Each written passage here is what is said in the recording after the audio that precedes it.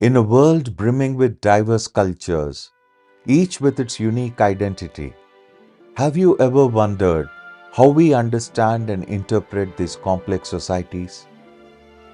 Enter the realm of Franz Boas, the father of American anthropology, a man who challenged the way we perceive the tapestry of human culture. Today, we embark on a journey through the lens of historical particularism, a theory that revolutionized our approach to studying human societies. A theory that celebrates the unique journey of each culture, untangling the intricate web of history, environment, and interactions. I am Kartik, your guide in unraveling this groundbreaking perspective. Join me in uncovering the rich, diverse, and extraordinary narratives of our world. I invite you to the exploration of historical particularism.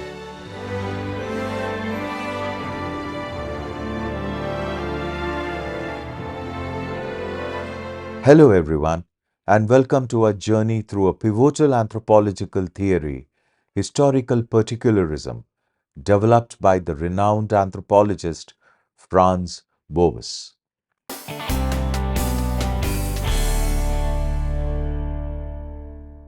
Historical particularism, introduced by Franz Boas in the early 20th century, marks a significant departure from the broad generalizations common in anthropology at the time. This theory argues that each society is a collective representation of its unique past. Boas emphasized that cultures develop in particular ways, owing to their specific histories, environments, and interactions with other cultures. Unlike theories that sought universal laws of cultural evolution, historical particularism celebrated the uniqueness and the complexity of each and every culture.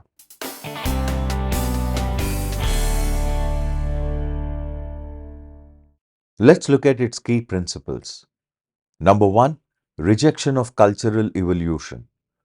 Boas challenged the then prevailing idea of unilineal cultural evolution, proposing instead that cultures develop in unique ways due to their specific histories and circumstances.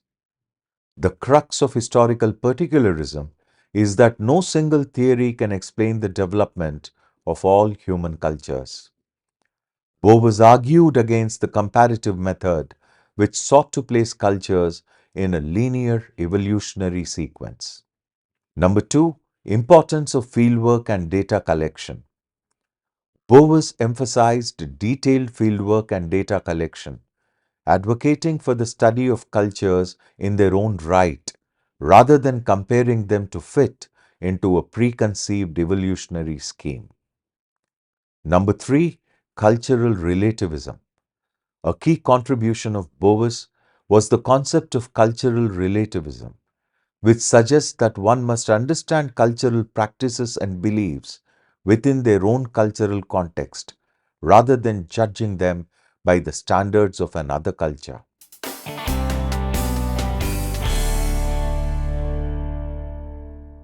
Franz Boas's impact on anthropology is monumental. He is often referred to as the father of American anthropology. He pioneered fieldwork methods that focused on gathering extensive data through participant observation and linguistic studies. He challenged the racial biases of his time, advocating for the idea that biological race and culture were independent of each other. His emphasis on cultural relativism and the rejection of ethnocentrism forever changed the way anthropologists approach the study of different societies.